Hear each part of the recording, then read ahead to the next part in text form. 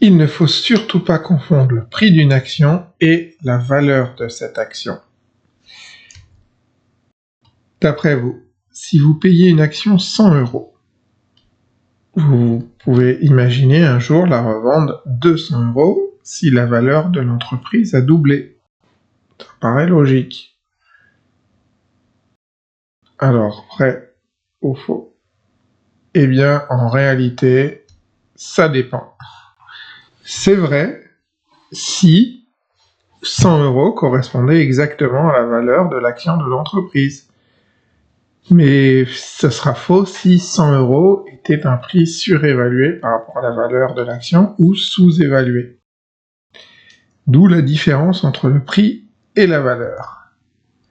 Ici, vous avez la valeur de l'entreprise qui correspond donc à ses fondamentaux, c'est-à-dire les bénéfices de l'entreprise, sa croissance qu'elle possède et l'argent, les flux de trésorerie.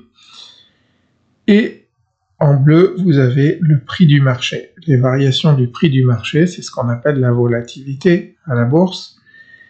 Et vous voyez que ce prix, eh bien, il peut être parfois supérieur à la valeur, parfois inférieur. Si on prend par exemple une entreprise dont la valeur est A, et pour une raison ou pour une autre, la valeur de l'entreprise augmente et passe à un niveau B. Qu'est-ce que vous pouvez avoir comme variation de prix?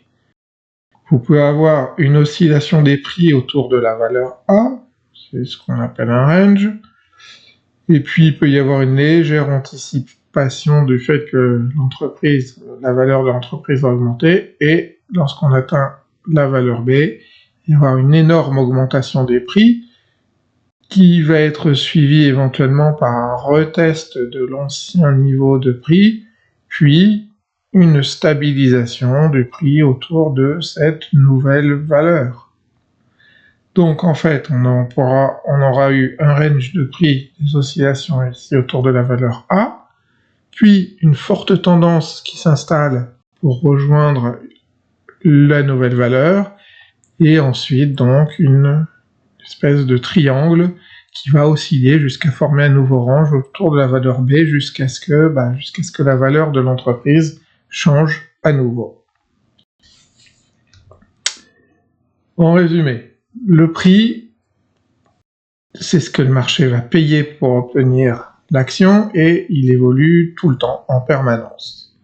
Alors que la valeur de l'entreprise, elle, qui est basée sur les fondamentaux, elle évolue beaucoup moins vite et beaucoup plus lentement.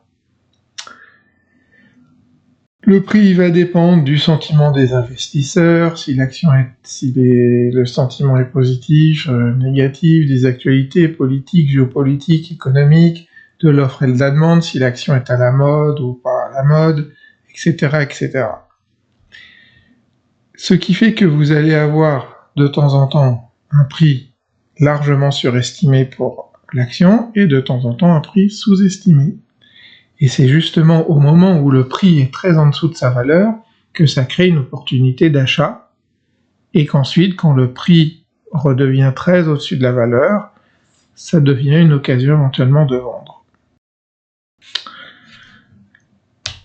Conclusion, je vous laisse avec la phrase de Warren Buffett, le prix c'est ce que vous payez et la valeur c'est ce que vous obtenez.